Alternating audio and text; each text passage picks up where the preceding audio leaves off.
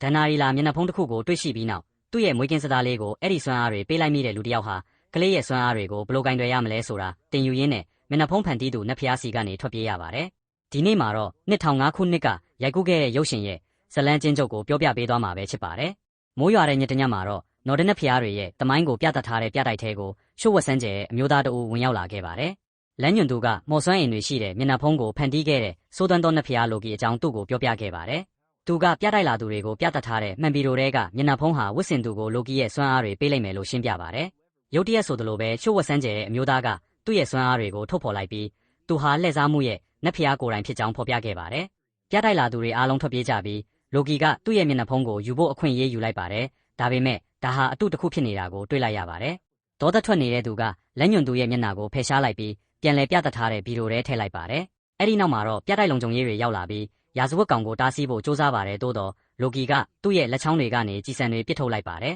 ။ကံကောင်းစွာနဲ့ကြည်စံတွေဟာလုံခြုံရေးတွေကိုမထိခဲ့ပါဘူး။ဒါပေမဲ့နတ်ဖျားကမြေကြီးထဲမှာအပေါက်ကြီးတစ်ခုဖန်တီးလိုက်တာကြောင့်သူတို့အားလုံးအောက်ကိုကျရောက်သွားခဲ့ပါတယ်။နောက်တစ်နေ့မှာတော့မြို့ပြင်ဘက်မှာလိုကီရဲ့တကယ်မျက်နှာဖုံးဟာမြစ်အောက်ကိုမျောပါလာခဲ့ပြီးခွေးတစ်ကောင်ကကောက်ယူမိသွားခဲ့ပါတယ်။မိနစ်အနည်းငယ်ကြာတော့အနီးနားကအိမ်တအိမ်မှာတင်နဲ့တန်ရာတို့ဆောင်သွဲဟာသူတို့ရဲ့မိတ်ဆွေတွေစီမွေးကင်းစသားလေးကိုတွားရောက်ကြည့်ရှုခဲ့ကြပါတယ်။ဒီအလေပတ်ခီးစဉ်ပြီးမှာတော့တန်ရာကသူမရဲ့စိတ်ဆက်ထားသူကိုဘယ်တော့မိဘဖြစ်ကြမလဲလို့မေးပါတယ်။ဒါပေမဲ့သူကအချိန်မကျသေးဘူးလို့ထင်နေခဲ့ပါတယ်။သူတို့အိမ်ပြန်ရောက်တဲ့အခါမှာတော့တင်ရဲ့အဖြေကြောင့်သူ့ရဲ့စိတ်ဆက်ထားသူဒေါသထွက်သွားပါတယ်။သူကသူမကိုပြန်ချော့ဖို့စ조사နေတော့မှပဲသူ့ရဲ့ခွေးအိုတက်ရောက်လာပြီးမြစ်ထဲမှာတွေ့ခဲ့တဲ့မျက်နှာဖုံးကိုယူလာခဲ့ပါတယ်။တင်မသိလိုက်ပဲလိုကီကိုယ်တိုင်ကသူ့ရဲ့ဖခင်နတ်ဖျားအိုဒင်ကကဘာပေါ်မှာမျက်နှာဖုံးကြောင့်ပြဿနာမဖြစ်ခင်ပြန်ယူဖို့အမိန့်ပေးထားတာကြောင့်မျက်နှာဖုံးကိုလိုက်ရှာနေခဲ့ပါတယ်။နောက်ပိုင်းမှာတော့တင်ဟာအလုံးမှာသူ့ရဲ့သူတေးဒန်နီယယ်မော့စ်နဲ့တွေ့ဆုံခဲ့ပါတယ်။သူကသူတေးကိုကာတွန်းအိုင်ဒီယာအသစ်တစ်ခုတင်ပြခဲ့ပေမဲ့သူ့သူတေးကိုဆွဲဆောင်နိုင်ခြင်းမရှိခဲ့ပါဘူး။နေ့ရဲ့အဆုံးမှာတော့တင်မအိမ်ပြန်ရောက်ပြီးတန်ရာကိုတောင်းပန်တဲ့အနေနဲ့လက်ဆောင်ပေးခဲ့ပါတယ်။မကြခင်မှာပဲအလုတ်ကဟယ်လိုဝင်းပါတီကိုတွားရပေမဲ့သူ့မှာဝတ်စုံမရှိခဲ့ပါဘူး။ဒါနဲ့သူ့ရဲ့စိတ်ဆက်ထားသူကအိုတက်တွေ့ခဲ့တဲ့မျက်နှာဖုံးကိုအကြံပေးလိုက်ပါတယ်။တခြားရေးစရာမရှိတာကြောင့်တင်ကအဲ့ဒါကိုယူဖို့ဆုံးဖြတ်လိုက်ပါတယ်။ပါတီကိုရောက်တော့သူကမျက်နှာဖုံးကိုဆန်းဝတ်ကြည့်လိုက်ရာမျက်နှာဖုံးဟာသူ့မျက်နှာမှာကတ်သွားခဲ့ပါတယ်။ရလက်အနေနဲ့တင်မဟာသူ့ကိုဖန်တီးခဲ့တဲ့နတ်ဖျားလိုကီရဲ့စွမ်းအားတွေအားလုံးကိုပိုင်ဆိုင်ထားတဲ့မျက်နှာဖုံးအဖြစ်ပြောင်းလဲသွားခဲ့ပါတယ်ပြီးတော့ပါတီကိုခမ်းနားစွာရောက်လာခဲ့ပါတယ်။ဒါပေမဲ့မကြခင်မှာပဲဧည့်သည်တွေအရန်ပြင်းနေတာကိုသူသတိထားမိပါတယ်။တင်ကအခွင့်အရေးကိုအသုံးချပြီးရှိုးပွဲကိုအသက်ဝင်စေဖို့သူ့ရဲ့စွမ်းအားတွေကိုအသုံးပြုကာစင်ပေါ်ကိုတက်သွားခဲ့ပါတယ်။ဒီလိုလုပ်ခဲ့တာကြောင့်လူတိုင်းကသူ့ကိုအထင်ကြီးသွားကြပြီးအထူးသဖြင့်သူ့ရဲ့သူသေးပါပဲ။ပါတီအပြီးမှာတော့တင်မဟာမျက်နှာဖုံးကိုဝတ်ဆင်ထားဆဲဖြစ်ပြီးအိမ်ပြန်ကတန်ရာနဲ့အတူညနေခင်းကိုပျော်ရွှင်စွာကုံဆုံးခဲ့ပါတယ်။နောက်နေ့မနက်အလုံးမှာတော့လူတိုင်းကပါတီမှာသူလုပ်ခဲ့တဲ့အကြောင်းတွေတင်ကိုပြောပြကြပါတယ်။ဒါပေမဲ့သူဘာတစ်ခုမှမှတ်မိခြင်းမရှိခဲ့ပါဘူး။အန်ဟော့စရာကောင်းစွာနဲ့ပဲသူ့ရဲ့သူသေးကကာတွန်းအိုင်ဒီယာအသစ်တစ်ခုတင်ပြဖို့သူ့ကိုခေါ်ခဲ့ပါတယ်။ဟယ်လိုဝင်းပါတီကတင်ရဲ့ဖျော်ဖြေမှုကနေစိတ်ကူးရခဲ့ပြီးဒီစီမံကိန်းမှာပါဝင်ဖို့သူ့ကိုဖိတ်ခေါ်ခဲ့ပါတယ်။ဒီအခွင့်အရေးကြောင့်အလုံးပျော်ရွှင်စွာနဲ့အိမ်ပြန်လာပြီးတန်ရာကိုသတင်းကောင်းပြောပြခဲ့ပါတယ်။သို့တော်လည်းသူ့ရဲ့စိတ်ဆက်ထားသူကလည်းကိုဝင်ရှိနေပြီလို့တန်တရားဝင်နေကြောင်းပြောပြဖို့ရှိနေခဲ့ပါတယ်။သူတို့နှစ်ဦးဟာဆရာဝန်နဲ့တွားရောက်တီးပြုခဲ့ပြီးရုတ်တရက်တန်ရာမအီမတာဖြစ်လာခဲ့ပါတယ်။ဆရာဝန်ကသူမကိုအန်ဖို့အမိုက်ပုံးပေးပေမဲ့သူမရဲ့ပါဆက်ကနေဆက်ပြဘူးဖောင်းတွေထွက်လာခဲ့ပါတယ်။ဒီထူးဆန်းတဲ့ဖြစ်ရရှိပေမဲ့စုံသွဲကပုံမှန်အတိုင်းဆက်လက်နေထိုင်ခဲ့ပါတယ်။နောက်ဆုံးမှာတော့သူတို့ရဲ့သားလေးအေဘီရဲ့မွေးဖွားရာနေ့ရောက်လာခဲ့ပါတယ်။အဲ့ဒီအချိန်မှာပဲလိုကီဟာကိုတောင်တစ်ခုထဲမှာသူ့ရဲ့မျက်နှာဖုံးကိုရှာဖွေနေပါတယ်။အဲ့ဒီအချိန်မှာအဖေဖြစ်သူအိုဒင်ကသူ့ကိုထိန်းချုပ်ထားပြီးမျက်နှာဖုံးရဲ့စွမ်းအားတွေနဲ့မွေးဖွားလာတဲ့ကလေးတစ်ယောက်ရှိကြောင်းသူ့ရဲ့သားကိုသတိပေးခဲ့ပါတယ်။အိုဒင်ကလိုကီကိုကလေးကိုရှာပြီးမျက်နှာဖုံးကိုအမြန်ဆုံးယူလာဖို့အမိန့်ပေးခဲ့ပါတယ်။နောက်တစ်နေ့မှာတော့တင်ဟာသူ့ရဲ့အလုပ်အတွက်စိတ်ကူးစိတ်တန်းတွေပိုရနိုင်မယ်လို့ယုံကြည်ပြီးမျက်နှာဖုံးကိုအိမ်ထဲမှာလိုက်ရှာနေခဲ့ပါတယ်။သူမသိလိုက်ပဲအေဘီကိုသူ့အခန်းပေးလိုက်ရတာကြောင့်မကျေနပ်တဲ့အိုတက်စ်ဟာအပြင်ကသူ့ရဲ့အိမ်တစ်လေးစီမျက်နှာဖုံးကိုယူသွားခဲ့ပါတယ်။ဘယ်မှရှာမတွေ့တာကြောင့်တင်မအလုပ်သွားနေချိန်မှာတန်ရာကတော့သူမရဲ့သားလေးကိုစောင့်ရှောက်နေခဲ့ပါတယ်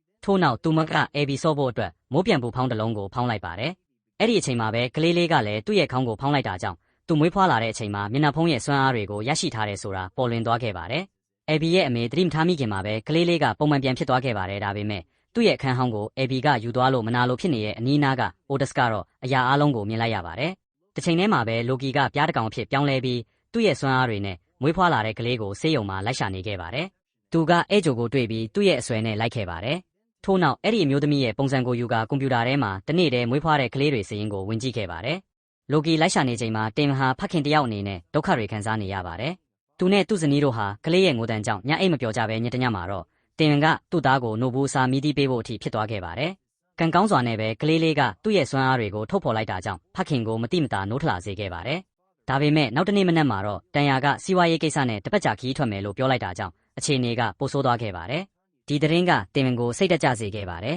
။ဘာလို့လဲဆိုတော့ TV ဌာနကလည်းဒီတစ်ပတ်အတွင်းမှာသူ့ရဲ့ကာတွန်းအသစ်အတွက်တင်ဆက်မှုတစ်ခုကိုလိုချင်နေလို့ပါပဲ။သူ့ရဲ့စိတ်ဆက်ထားသူခီးထွက်တဲ့နေ့မှာတော့တင်ကတားလေးကိုကြည့်ရှုဖို့လိုအပ်တာကြောင့်အိမ်ကနေအလုပ်လုပ်ဖို့သူ့ရဲ့သူတေးကိုတောင်းဆိုခဲ့ပါတယ်။သူထေးကသဘောတူခဲ့ပါတယ်။ပြီးတော့တန်ယာကတက္ကစီနဲ့ထွက်သွားပြီးသူတို့နှစ်ဦးကိုနှုတ်ဆက်ပြီးနောက်တင်လဲသူ့ရဲ့အလုပ်တွေကိုပြန်ဆက်ခဲ့ပါတယ်။ပြဿနာကတော့ LB ဟာငိုရာမရက်ပဲသူ့အဖေကအကောင်းဆုံးစူးစမ်းချောခဲ့ပေမဲ့မအောင်မြင်ခဲ့ပါဘူး။နောက်တနေ့မှာတော့တင်ဟာနောက်ထပ်အိတ်ဆက်ခြင်းမရှိတဲ့ညတညကိုဖျက်တမ်းခဲ့ပြီးသူ့ရဲ့သူတေးကလည်းသူ့ရဲ့ပုံဆွဲတာနဲ့ပတ်သက်ပြီးဆက်လက်မေးမြန်းနေခဲ့ပါတယ်။နိုင်နှဲငယ်ကြတော့တန်ယာကဖခင်နဲ့သားကိုအဆင်ပြေရဲ့လားဆိုတာတီးဖို့ဖုံးခေါ်ခဲ့ပါတယ်။ကလေးလေးဟာသူမရဲ့အတန်ကိုကြားရတာပျော်ရွှင်ပြီးသူ့ရဲ့ပထမဆုံးစကားလုံးဖြစ်တဲ့မမလို့ပြောခဲ့ပါတယ်။တင်ဟာသူ့သားကိုဂုဏ်ယူပြီးဒယ်ဒီလို့ပြောဖို့ကလေးလေးကိုတောင်းဆိုခဲ့ပါတယ်။ဒါပေမဲ့ LB ကနာခံခြင်းမရှိခဲ့ပါဘူး။သူ့အဖေကအတင်းကျပ်ပြောခိုင်းတဲ့အခါကလေးလေးကမမ်မီလို့ထပ်ပြောခဲ့ပါတယ်။ဒါပေမဲ့ခုတစ်ခါတော့လူကြီးအတန်နဲ့ဖြစ်တာကြောင့်တင်မလန့်သွားခဲ့ပါတယ်။အဲ့ဒီအချိန်မှာပဲလိုကီကကလေးစရင်တိုင်လိုက်လံပြီး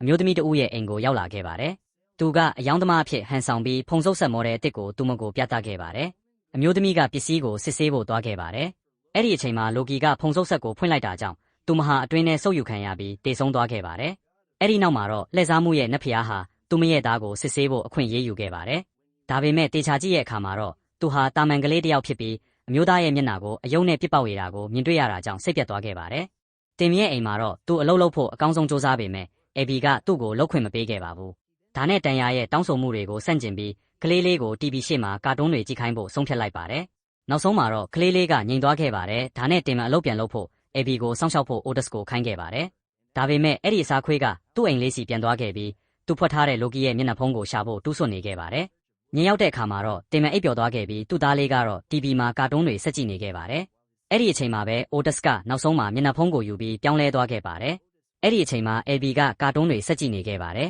။တခုကတော့တချင်းဆိုပြီးကက်ခဲတဲ့ဖားတကောင်ကိုတွေ့ရှိတဲ့လူတစ်ယောက်အကြောင်းဖြစ်ပါတယ်။တိရိစ္ဆာန်ရဲ့အရေးချင်းကိုမြင်တော့သူကစီးပွားရေးသမားတဦးကိုခေါ်သွားခဲ့ပါတယ်။ဒါပေမဲ့အဲ့ဒီကိုရောက်တဲ့အခါမှာတော့အဲ့ဒီတိရိစ္ဆာန်ကတာမန်ဖားတကောင်လိုပဲပြုတ်မှုနေခဲ့ပါတယ်။ကာတွန်းကတော့အဲ့ဒီလူကိုစိတ်ယောဂါကုဆေးရုံကိုခေါ်သွားတဲ့ဇက်သိန်းနဲ့အဆုံးသတ်ခဲ့ပါတယ်။အေဘီကတော့ကာတွန်းကိုကြည့်ပြီးပျော်နေခဲ့ပါတယ်။ဒါပေမဲ့မျက်နှာဖုံးရဲ့လွှမ်းမိုးမှုအောက်မှာရှိနေတဲ့အိုဒက်စ်ကကလေးလေးကိုတခါတည်းနဲ့ဖယ်ရှားပစ်ဖို့ကြံစီနေတာကိုတော့သူသတိမထားမိခဲ့ပါဘူး။နောက်တနေ့မနက်မှာတော့တင်မဆက်လက်အလုပ်လုပ်ခဲ့ပါတယ်။ဒါပေမဲ့သူ့ရဲ့အိုင်ဒီယာတွေကတင်ဆက်ဖို့အတွက်လုံလောက်အောင်မကောင်းခဲ့ပါဘူး။အဲ့ဒီအချိန်မှာပဲအေဘီကကနေရဲ့ဖားပုံကိုသူ့ဖေရှိမှစပြီးအတုခိုးပြုတ်မှုနေခဲ့ရာတင်မျက်လုံးကိုပင်မယုံနိုင်ခဲ့ပါဘူး။ဒါအပြင်ကလေးလေးကသူ့ရဲ့မျက်နှာကိုဝူဒီဝုတ်ဘက်ကခေါင်းအဖြစ်ပြောင်းလဲလိုက်ပြီးအခန်းတစ်ခန်းလုံးပြေးလွှားခုန်ပေါက်နေခဲ့ပါတယ်။အဲ့ဒီနောက်မှာအေဘီကမိဖို့ချောင်ကိုပြေးသွားခဲ့ပြီးသူ့ဖေကအရေးပေါ်ဌာနကိုခေါ်ဆိုခဲ့ပါတယ်။သူ့ရဲ့သားကဘလို့လဲစားမှုတွေလုပ်နိုင်လဲဆိုတာသူပြောပြခဲ့ပေမဲ့ထင်ထားတဲ့အတိုင်းပဲဝန်ထမ်းကသူ့ကိုမယုံပဲဖုံးချသွားခဲ့ပါတယ်။အဲ့ဒီနောက်မှာတော့တင်ဟာဒီအခြေအနေကိုဘလို့ကင်တွယ်ရမလဲဆိုတာစဉ်းစားခဲ့ပါတယ်။နောက်ဆုံးမှာတော့သူ့ရဲ့အိမ်ကြီးချင်းကိုမြင်တဲ့အခါအကူအညီတောင်းဖို့သူမစီပြေးသွားခဲ့ပါတယ်။သူကဖြစ်ပျက်ခဲ့တဲ့အရာအလုံးကိုအဲ့ဒီမျိုးသမီးကိုရှင်းပြခဲ့ပေမဲ့သူမကလည်းသူ့ကိုမယုံကြည်ခဲ့ပါဘူး။တင်ကသူမှန်တာပြောနေကြောင်းတက်တည်ပြဖို့စူးစမ်းခဲ့ပြီးအဲ့ဒီကလေးကိုခုနကလိုပဲတချင်းဆိုပြီးကပ်ဖို့တောင်းဆိုခဲ့ပါတယ်။သို့တော်လည်းကာတွန်းထဲကဖားလို့ပဲအေဘီကဘသူရှိမှသူ့ရဲ့အရေးချင်းတွေကိုမပြတ်ခဲ့ပဲတာမန်ကလေးတယောက်လိုပဲပြုတ်မှုခဲ့ပါတယ်။စိတ်ပြက်နေတဲ့တင်ကကလေးကိုသူ့လုံနိုင်တာတွေပြဖို့တွန်းအားပေးခဲ့ပေမဲ့အိမ်ကြီးချင်းကဒေါသထွက်ပြီးဒီနေရာကထွက်သွားဖို့သူ့ကိုပြောခဲ့ပါတယ်။မိနစ်အနည်းငယ်ကြာတော့တင်မအိမ်ပြန်ရောက်ပြီးသူ့သားကိုငြိမ်အောင်လုပ်ဖို့စူးစမ်းခဲ့ပါတယ်။ဒါပေမဲ့ကလေးလေးကသူ့ခြေထောက်ကိုဆွဲကင်ပြီးသူ့ဖေကိုအိတ်ခမ်းပရိဘောဂတွေစီရိုက်ချပစ်လိုက်ပါတယ်။အဲ့ဒီအချိန်မှာပဲအိုဒက်စ်ကအခန်းတစ်ဖက်ကနေပေါ်လာပြီးအေဘီကိုအတန်တချွင်ချွင်မိတဲ့အယုတ်တစ်ခုပေးခဲ့ပါတယ်။ဒါပေမဲ့အဲ့ဒီအယုတ်ကပောက်ကွဲတော့မဲ့ရန်တောင်ဖြစ်နေခဲ့ပါတယ်။ဒါပေမဲ့ကလေးလေးကဒါဟာဘုံတလုံးဖြစ်ကြောင်းမကြခင်မှာပဲသိသွားခဲ့ပါတယ်။သူကမိစာကိုမှုတ်ပြီးပောက်ကွဲတံကိုပါဆက်နဲ့လောက်ကထွက်ပြေးသွားခဲ့ပါတယ်။အတန်ကိုကြားတဲ့အခါမှာတော့အိုဒက်စ်ကကလေးလေးဒီတခါတော့တကယ်ထွက်သွားပြီလို့ထင်ပြီးသူ့ရဲ့အောင်ပွဲကိုအောင်ပွဲခံခဲ့ပါတယ်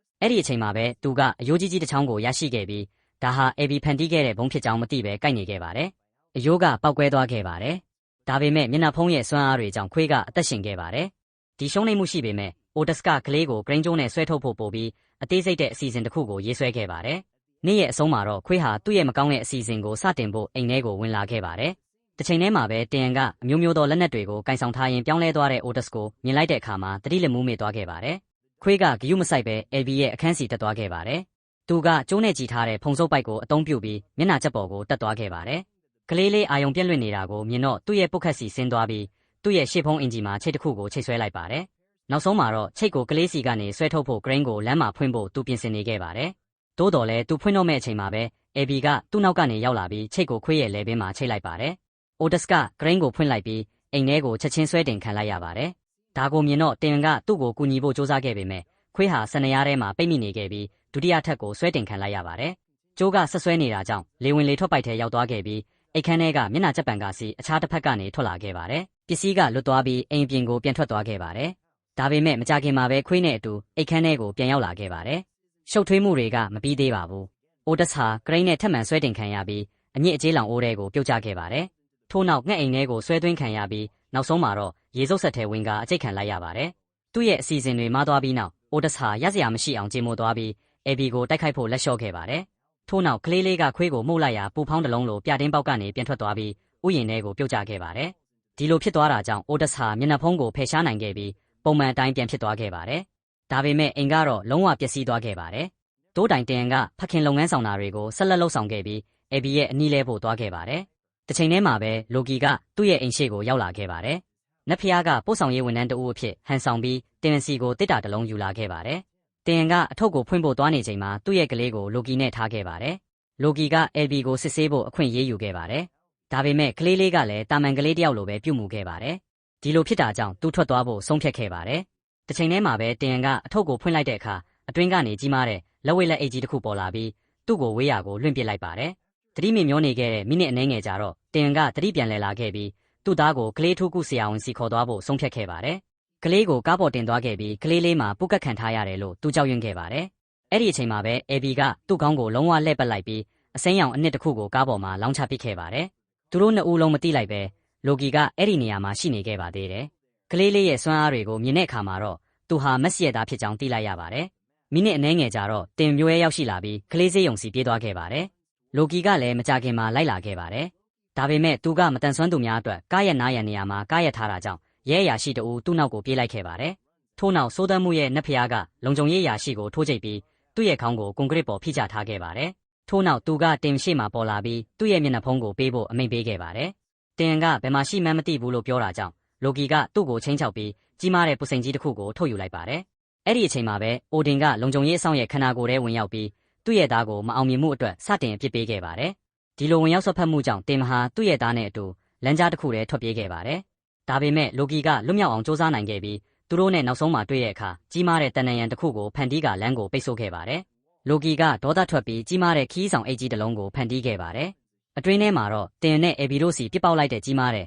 လက်ပစ်ပုံးတစ်လုံးပါဝင်ခဲ့ပါတယ်။ကံကောင်းစွာနဲ့ပဲကလေးလေးကသူ့ရဲ့လက်တွေကိုဒိုင်းကာအဖြစ်ပြောင်းလဲပြီးသူတို့နှစ်ဦးလုံးကိုပောက်ကွဲမှုကနေကာကွယ်ပေးခဲ့ပါတယ်။တင်ဟာသူ့သားကိုဂုဏ်ယူနေခဲ့ပါတယ်။ဒါပေမဲ့လိုကီကလက်လျှော့ဖို့ရည်ရွယ်ချက်မရှိခဲ့ပါဘူး။သူကသူ့ရဲ့မူလပုံစံကိုပြန်ယူပြီးကြီးမားတဲ့မီးလုံးကြီးတစ်ခုကိုဖန်တီးခဲ့ပါတယ်။သူပြစ်တော့မဲ့အချိန်မှာပဲအိုဒင်ကရုတ်တရက်တင်မြဲခန္ဓာကိုယ်ကိုဝင်ရောက်ကသူ့စီကိုလျှက်စစ်ရောင်ကြီးတွေပစ်လွတ်လိုက်ပါတယ်။ဒါကြောင့်လိုကီရဲ့နတ်ဖျားစွမ်းအားတွေဆုံးရှုံးသွားခဲ့ပါတယ်။အဲ့ဒီနောက်မှာတော့အေဘီကလည်းသူ့ရဲ့စွမ်းအားကိုအသုံးပြုပြီးလက်နှစ်ဖက်ကိုဆန့်ထုတ်ကအမိုက်ပုံးတစ်ခုနဲ့လိုကီကိုရိုက်လိုက်ပါတယ်။ထို့နောက်သူဟာအမိုက်ပုံးရဲ့ပြစ်ထည့်ခံလိုက်ရပါတယ်။အနေနဲ့ကင်းရှင်းသွားခဲ့ပါတယ်။ဒါပေမဲ့မကြခင်မှာပဲတင်ကသူ့ရဲ့သူထေးစီကနေဖုံးခေါ်ဆိုမှုကိုလက်ခံရရှိခဲ့ပါတယ်။သူကသူ့ရဲ့တင်ဆက်မှုအတွက်အလုပ်ကိုပြန်လာဖို့ပြောခဲ့ပါတယ်။အဲ့ဒီလူကအေဘီနဲ့အတူကုမ္ပဏီကိုအမြန်ပြန်လာပြီး TV ထုတ်လုပ်သူတွေနဲ့တွေ့ခဲ့ပါတယ်။ဒါပေမဲ့တင်ပြစရာဘာမှမရှိတာကြောင့်တင်မဟာအလုပ်ထုတ်ခံရပြီးကုမ္ပဏီကနေထွက်ခွာခဲ့ရပါတယ်။နောက်ပိုင်းမှာတော့တင်ကသူ့ရဲ့ဇနီးကိုဖုံးခေါ်ပြီးဖြစ်ပျက်ခဲ့တာတွေကိုပြောပြခဲ့ပါတယ်